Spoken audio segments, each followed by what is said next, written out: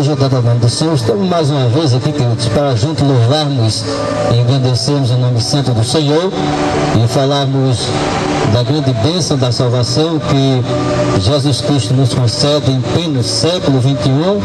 Passou-se séculos, anos, mas as promessas de Jesus ainda continuam de pé. Não mudou. Ele é o mesmo ontem, hoje e eternamente. Ele disse que ficaria conosco até a consumação dos séculos. Dos séculos, amém. Glória seja dada ao nome do Senhor. Nós vamos assim glorificar a Deus, falarmos da bênção que nos garantida através do sacrifício de Jesus. Não tem nada que pague o que Jesus fez por nós. Por mais que nós mereçamos alguma coisa aqui na terra, não tem nada no mundo que recompensa o que Jesus fez por nós. Entregou a sua vida por nós na cruz do Calvário para nos conceder esse perdão de Deus e salvação. Isso não tem preço, não tem dinheiro que pague no mundo. Não tem dinheiro no mundo que pague esse sacrifício que Jesus fez por nós, para nos conceder salvação, vida eterna e longos eternamente vivermos na presença de Jesus Cristo. Não tem nada, queridos, que possa se comparar a esse amor, porque Deus amou o mundo de tal maneira que deu seu Filho unigênito para que todo aquele que nele crê não pereça, mas tenha a vida eterna. Nada se compara a esse amor tão grandioso, tão maravilhoso do Senhor e Salvador Jesus Cristo. Ele nos concedeu o perdão de Deus e a salvação. E isso, queridos, estamos alegres e felizes por essas promessas maravilhosas da parte do Senhor, do Criador. Glória seja dada em nome do Senhor. Nós vamos orar a Deus, pedir a Ele que nos ajude, nos conceda direção, nos conceda visão espiritual. É isso que às vezes falta em nossas vidas, para nós percebermos uma mudança na vida de cada um de nós, como Deus está fazendo, como Deus está transformando. E a gente observa de longe os irmãos que estão olhando, ouvindo a palavra de Deus. Isso é uma visão espiritual da parte de Deus, que concede a todos aqueles que têm essa comunhão com Deus, esse compromisso de caminhar com Jesus Cristo, de falar do seu grande amor. E a gente observa através da visão de Deus, na visão espiritual, na visão de Jesus. E quando nós olhamos no prisma, na ótica de Jesus, nós observamos as coisas que os nossos olhos são imperceptíveis. São imperceptíveis e Deus nos mostra. Um servo de Deus, uma serva de Deus, que está no terminal, e Deus mostra, nos revela. E assim Deus confirma a sua presença, confirma o seu amor, confirma a sua maravilhosa graça da parte de Deus, que a salvação, como diz na Escritura, como diz alguns intérpretes, é um favor imerecido. Não merecíamos, mas Jesus, com seu grande amor, com seu grande perdão, nos concedeu a sua vida por nós na cruz do Calvário. Não tem preço que pague esse amor grandioso da parte de Deus. Nós vamos orar ao Senhor e pedir a Ele a sua direção, que Ele nos ajude. E apesar das pessoas interpretarem, não, nós temos que orar no quarto, porque na Bíblia Sagrada vem falando a respeito disso, que Jesus orientou os seus discípulos que orassem nos seus quartos. Mas quando Jesus estava no Getsemane, ele orava ali publicamente, para que as pessoas pudessem observar que ele estava buscando a Deus em oração.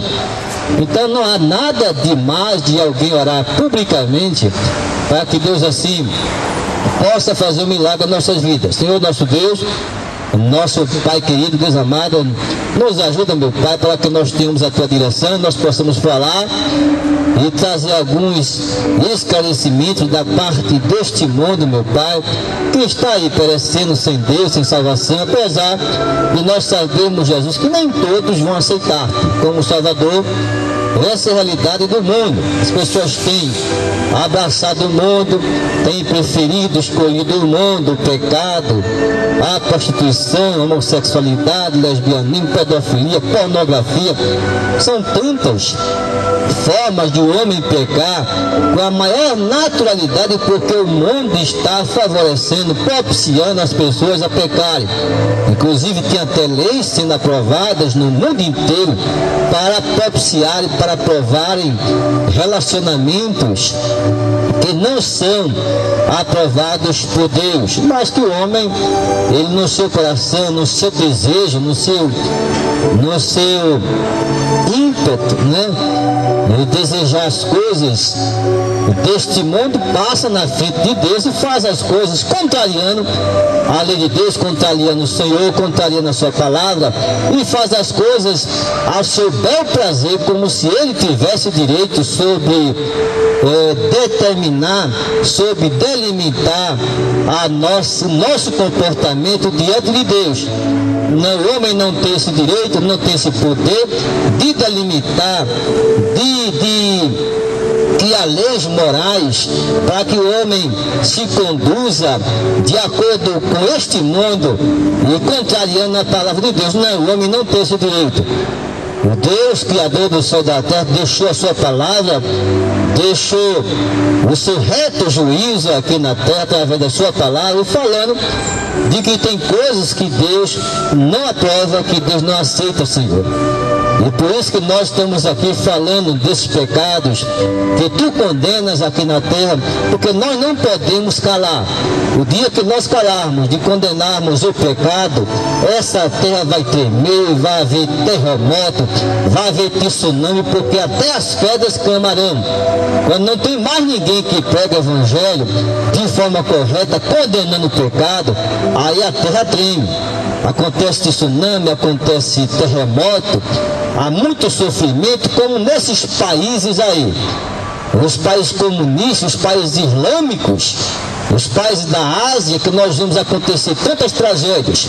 Mas quando nós olhamos ali, Senhor, a situação daquele povo, na idolatria, são tantos deuses que são criados por eles.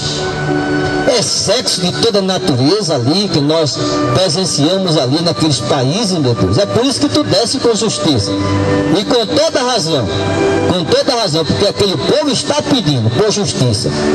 Está pedindo por justiça, porque quando anda numa situação de pecado, daquela forma, daquela natureza, não respeitando mais a Deus, aí tu desces com justiça, acontecem tantas tragédias nesse mundo, e as pessoas ficam pensando, meu Deus, por que aconteceu isso? Senhor, mas aconteceu porque as pessoas, como no Sodoma e Gomorra, naquele país, naquela época, naqueles anos, milhares de anos atrás, onde as pessoas andavam de todo jeito, na época de Noé também as pessoas andavam de todo jeito, Senhor, não queriam mais respeitar a tua lei, a tua palavra, queriam andar de todo jeito, e aconteceu tudo aquilo, dilúvio, aconteceu de Sodoma e Gomorra ser destruída por fogo, e aquela nação ser toda consumida, justamente, Senhor, porque eles não obedeciam a Ti, não obedeciam a Tua palavra, e resultaram nisso, queriam andar de todo jeito, na sodomia, homem com homem, de toda natureza, fazendo sexo, e naquela época, Tu não invalidaste a Tua lei ficou firme, de pé, até hoje, a Tua lei tem validade, Senhor. E nós conhecemos, Tu ainda não desceste com justiça no Brasil, porque ainda existe pessoas proclamando o evangelho, falando do Teu amor. E quando tem alguém proclamando as verdades do evangelho da Tua palavra, Senhor, com certeza ali Tu esperas mais um pouco para que muitas pessoas ainda sejam alcançadas pelo evangelho. Mas quando, Senhor, proibirem os irmãos de anunciar o evangelho, aí sim, aí nós não esperamos mais nada, Senhor, só a Tua justiça. Só a Tua justiça aqui na terra. Agora há pouco, Senhor, eu vi uma coisa estarrecedora, meu Pai. Uma mãe e com a sua filha de 16 anos, depois que ela alcançou a maioridade, Senhor, estava ali tendo um relacionamento lésbico, meu Pai. Como é que pode uma coisa dessa? Uma mãe e sua filha tendo um relacionamento lésbico, incesto? Meu Deus, onde é que se pode? Acontece uma coisa dessa, meu Deus. Nesse mundo só falta muito descer por justiça, Senhor, dessa terra. Não tem mais jeito, a coisa está ficando, está fedendo, Senhor, o pecado está fedendo demais. Uma fedentina do pecado, meu Deus, tem sido, meu Deus, em todo mundo, as pessoas te desobedecendo, praticando pecado com a maior naturalidade, meu Deus. Então, Senhor, nós te pedimos pelas vidas que vão ouvir o Evangelho, ajuda-os para que elas possam perceber a grandeza do teu amor, das tuas misericórdias nas suas vidas, que possam, Senhor, ser alcançadas pelo teu nome, pelo teu Evangelho, Senhor, que é o poder de Deus para a salvação de todo aquele que crê. Faz esse milagre, meu Deus, nessas vidas, para que elas possam se chegar a ti. Eu sei que nesse mundo, meu Pai, nem todos, meu Pai, vão ser alcançados pelo teu amor, porque rejeitam a ti como Salvador, morrem sem Deus, sem Salvador, e descem lá para o tormento eterno, como tem acontecido, milhares e milhares de pessoas descendo para o inferno. Apesar do Evangelho ser proclamado, mas as pessoas têm rejeitado, Senhor, de viver em comunhão contigo, Senhor, de viver em fidelidade contigo, rejeitando o pecado. As pessoas têm, Senhor, têm rejeitado a ti, meu Pai, como Salvador. Apesar do Evangelho ser proclamado, os irmãos têm a obrigação de anunciar o Evangelho. É o ide por todo mundo e pregar o Evangelho a toda criatura. É uma obrigação, Senhor. Não é por questão de dinheiro, meu Pai, de forma nenhuma. Se alguém faz negócio através do Evangelho, meu Pai, está, Senhor, fazendo uma coisa não aprovada por ti, Senhor. Porque o Evangelho é de graça, dá de graça o que é de graça recebeste. Eu não posso cobrar nada de ninguém, Senhor, pela sua fé, pelo seu amor, pela sua dedicação a ti, meu Pai. A salvação é de graça, Senhor, dá de graça o que é de graça recebeste. Esse foi o teu ensinamento no passado, mas hoje, meu Pai, meu Pai querido, quantas pessoas têm feito comércio do Evangelho?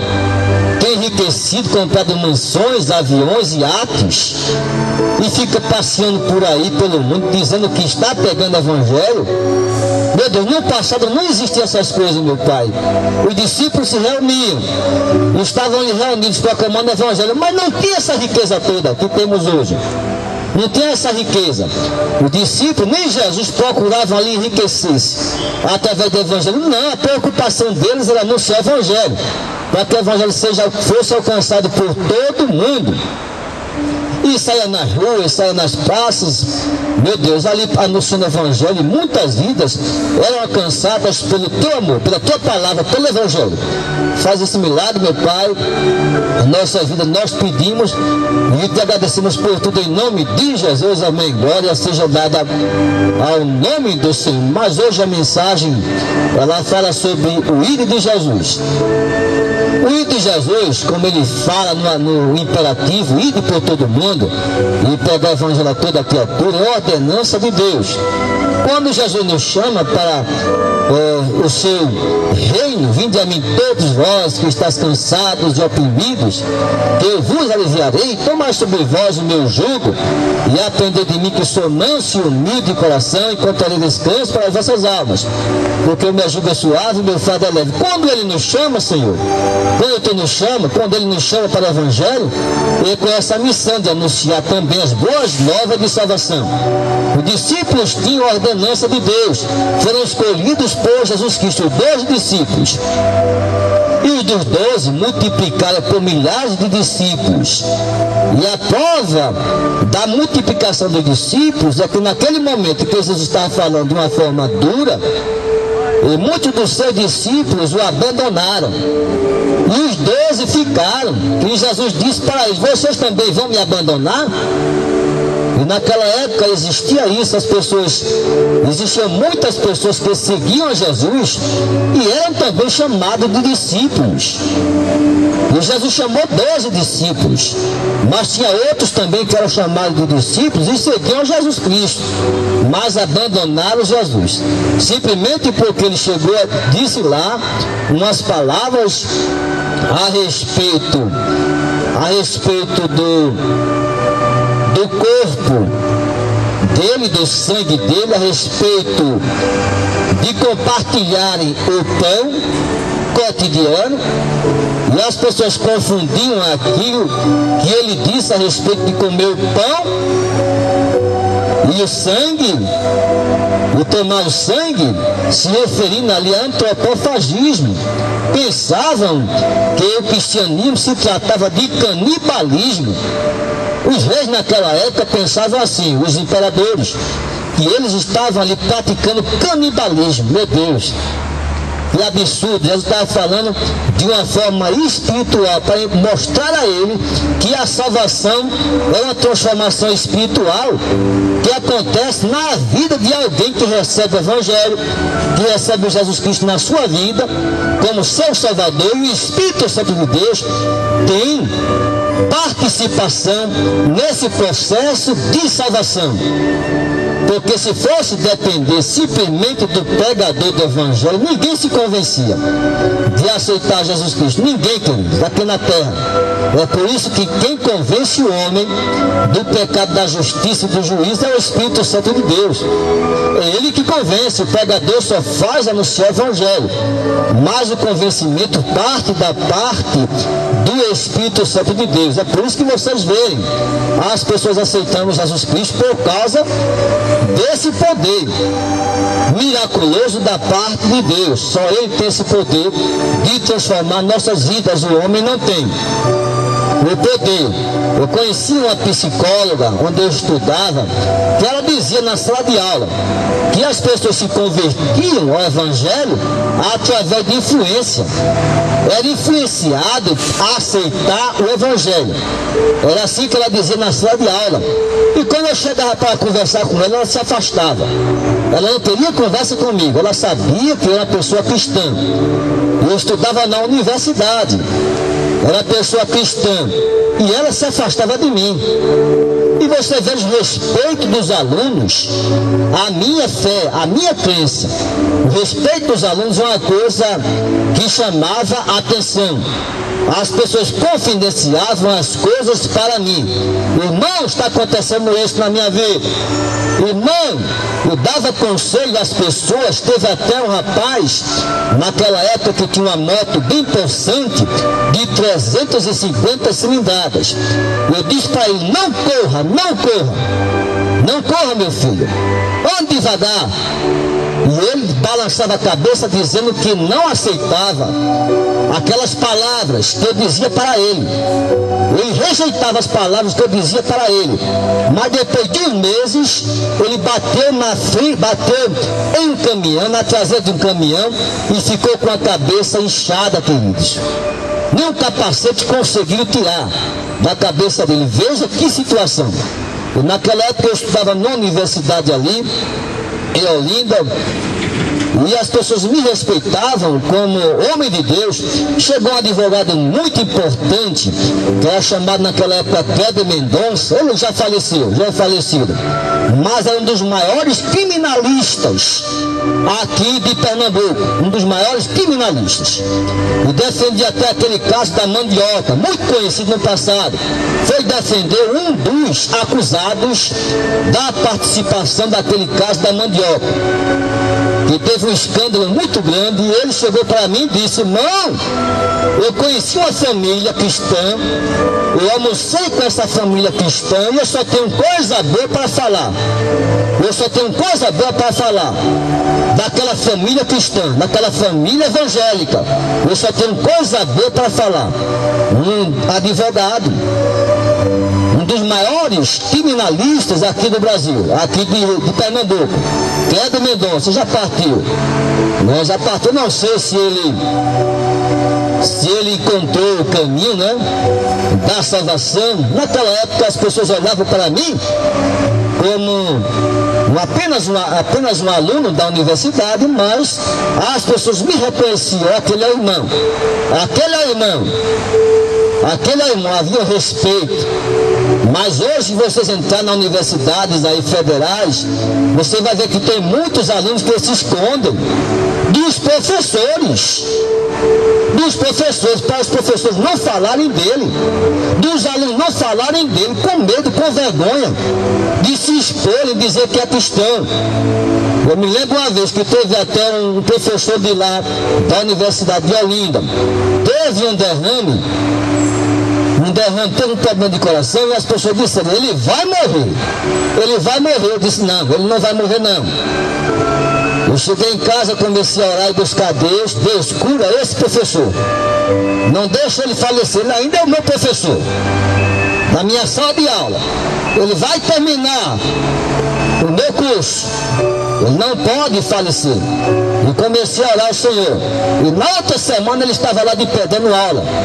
Ele olhava para mim, desconfiado. Ficava olhando para mim. Alguma coisa ele percebeu da parte de Deus, porque eu não falei para ele. Mas ele percebeu alguma coisa que ele não fez. Porque o que aconteceu comigo foi um milagre. Na minha vida eu estava morrendo.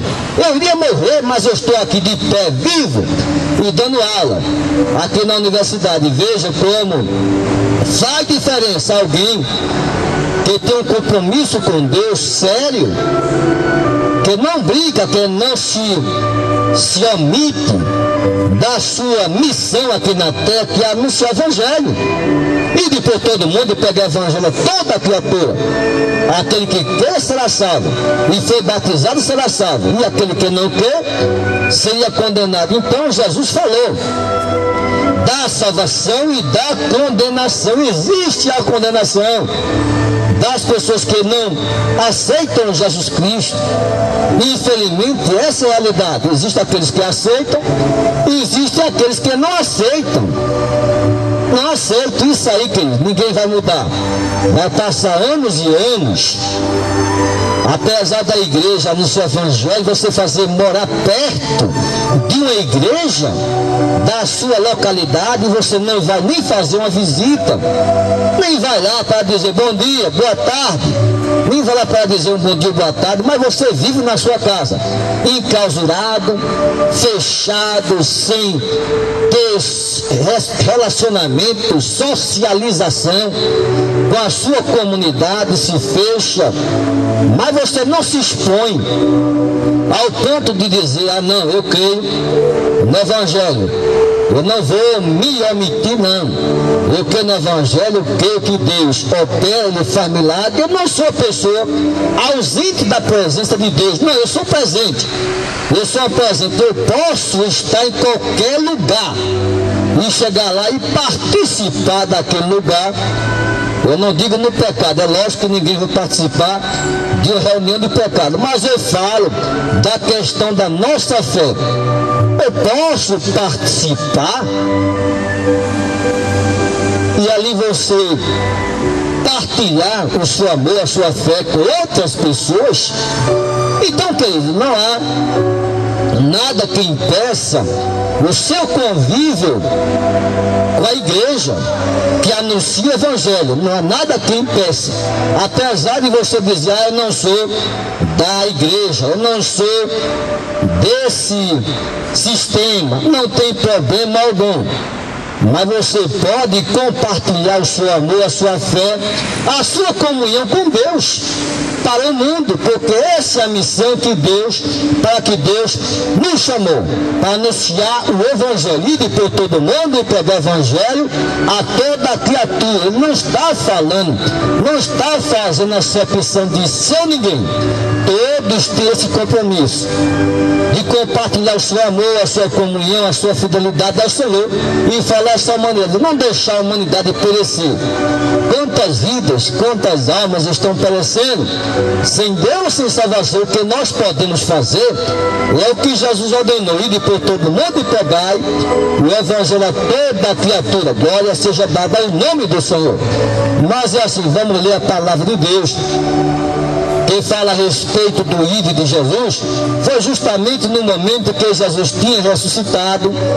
Ao terceiro dia, dando as instruções aos discípulos, 40 dias e noites, instruindo os discípulos para que eles dessem prosseguimento à evangelização, à proclamação do Evangelho. Era obrigação, um dever da parte de todos os discípulos, de nós também. É um dever, é uma obrigação, não é por questão financeira, não é por questão de dinheiro, não. Dai de graça o que de graça recebeste.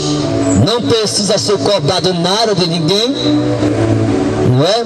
Não precisa ser cobrado nada de ninguém, você dá como um agradecimento a Deus. Muitas vezes é isso que Deus espera dos seus servos, dar até a sua própria vida pelo Evangelho, como tem acontecido no mundo inteiro. Agora há pouco foi morta uma nigeriana na região de Abuja, lá na Nigéria. Ela estava anunciando o Evangelho próximo à mesquita islâmica. E a pessoa da mesquita islâmica disse para os membros daquela mesquita: olha, ela está perturbando. Aquela irmã está perturbando. Vá lá resolver, dar um susto nela. Vai lá dar um susto nela. E foram dar um susto na irmã, que estava anunciando o Evangelho com um megafone. Com um megafone, meu Deus, um sistema de som tão fraco. Um megafone. Ela estava anunciando o Evangelho próximo à mesquita. Não na mesquita, mas próximo à mesquita islâmica.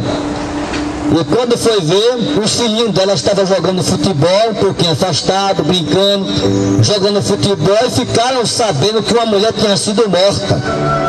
E chegaram, vamos ver que mulher foi essa, que foi morta. Quando chegaram lá, era a mãe deles, que estava lá estendida, degolada. 6 islâmicos chegaram na irmã que estava anunciando o Evangelho e degolaram ela. Na Nigéria, isso aconteceu há pouco tempo. Há pouco tempo, uma coisa, queridos, que nós ficamos estarrecidos com o crescimento dessa religião satânica, islâmica, em todo o Brasil. Em todo o Brasil. Quando alguém faz parte de uma religião dessa, eles têm coragem disso mesmo, de matar a pessoa. Tem coragem de se reunirem 6, 7 pessoas, 8, e fazerem isso. Eu já estou imaginando no futuro, quando nós formos pegar o Evangelho, nós temos que andar com uma equipe de 6, 7 pessoas agora, ou 8 pessoas, para nos defendermos. Nos defendermos. Se o islamismo começar a crescer no Brasil, como tem crescido no mundo inteiro, nós vamos precisar de pessoas como segurança para nos Evangelho, porque senão nós seremos vitimizados também. Não brinque não, que é uma coisa terrível. O islamismo é uma coisa terrível. Se o governo do Brasil não resolver, não fizer alguma coisa para barrar esse crescimento, nós vamos estar em apuros. A nossa situação vai ficar mais difícil ainda. As Olimpíadas estão chegando. Os terroristas estão aí querendo acabar, querendo ali fazer alguma coisa.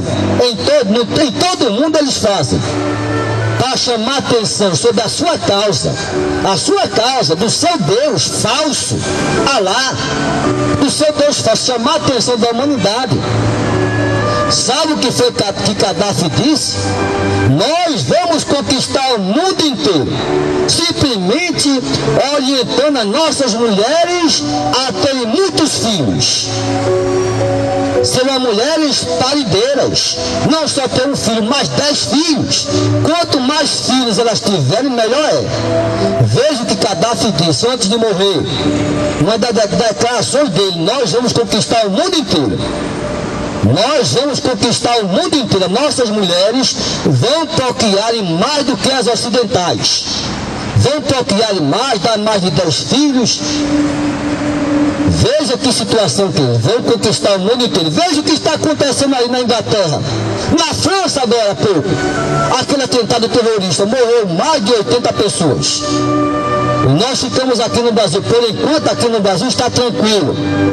Ainda não temos esses ataques terroristas. Meu Deus, mas nós corremos risco, queridos. Nós corremos risco. A Olimpíada está chegando aí. Nós corremos risco. A coisa é muito séria. Tem que se acabar com essa religião no mundo inteiro. Não dá mais, queridos. É religião satânica, não é questão de preconceito, não. Intolerância religiosa, não, queridos. Não é isso, não. Se você ler a palavra de Deus, quando o apóstolo Paulo fala, se um anjo do céu descesse aqui à terra e anunciasse outro evangelho, ele disse: sejais anátema, é maldito. Ele diz, queridos, que ninguém pode, o anjo do céu não pode anunciar, nem escrever evangelho, nem Alcorão. O anjo do céu não pode fazer isso, é maldito. E segundo Maomé, ele recebeu essa revelação do anjo. O anjo ditou o Alcorão para ele escrever. Veja que situação. E nós estamos aqui alertando a humanidade do Brasil inteiro para que as pessoas, o governo do Brasil, se acorde enquanto é cedo. Acorde. Nós queremos viver aqui em paz nesse Brasil. Nós queremos viver em paz.